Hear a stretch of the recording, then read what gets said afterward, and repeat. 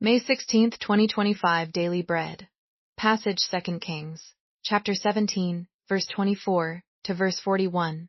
Key verse 28. Title: A Bible Teacher. To the Samaritans.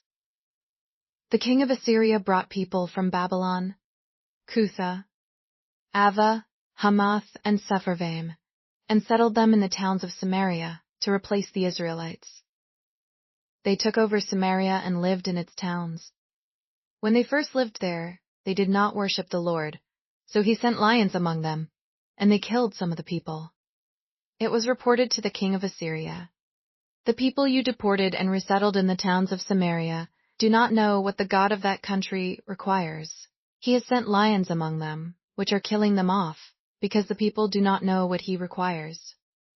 Then the king of Assyria gave this order: "Have one of the priests you took captive from Samaria go back to live there and teach the people what the God of the land requires." So one of the priests who had been exiled from Samaria came to live in Bethel and taught them how to worship the Lord. Nevertheless, each national group made its own gods in the several towns where they settled, and set them up in the shrines the people of Samaria had made at the high places.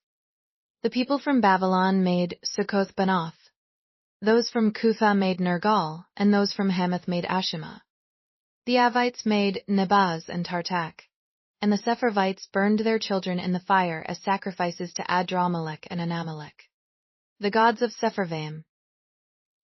They worshipped the Lord, but they also appointed all sorts of their own people to officiate for them, as priests in the shrines at the high places. They worshipped the Lord, but they also served their own gods, in accordance with the customs of the nations from which they had been brought. To this day they persist in their former practices. They neither worship the Lord nor adhere to the decrees and regulations, the laws and commands that the Lord gave the descendants of Jacob, whom he named Israel. When the Lord made a covenant with the Israelites, he commanded them, "Do not worship any other gods or bow down to them, serve them or sacrifice to them. But the Lord who brought you up out of Egypt, with mighty power and outstretched arm, is the one you must worship. To him you shall bow down, and to him offer sacrifices." You must always be careful to keep the decrees and regulations, the laws and commands he wrote for you. Do not worship other gods. Do not forget the covenant I have made with you, and do not worship other gods. Rather, worship the Lord your God. It is he who will deliver you from the hand of all your enemies. They would not listen, however, but persisted in their former practices.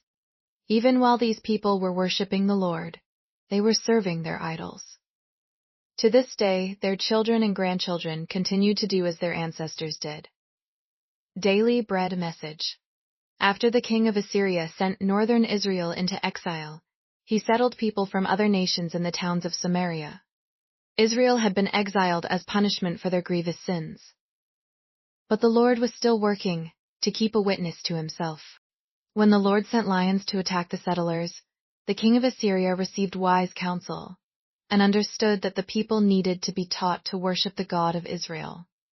One unnamed priest was sent from exile back to Samaria to teach the settlers how to worship the Lord. What could one person do among so many people of different backgrounds and beliefs? But this priest remained in Bethel and faithfully taught the word of the Lord.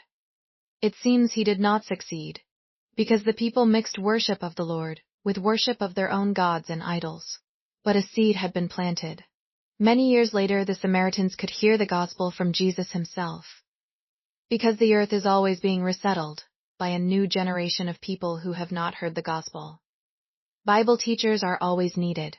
Their influence is greater than we realize. Prayer. Father, thank you for how you will use even one Bible teacher in idolatrous times.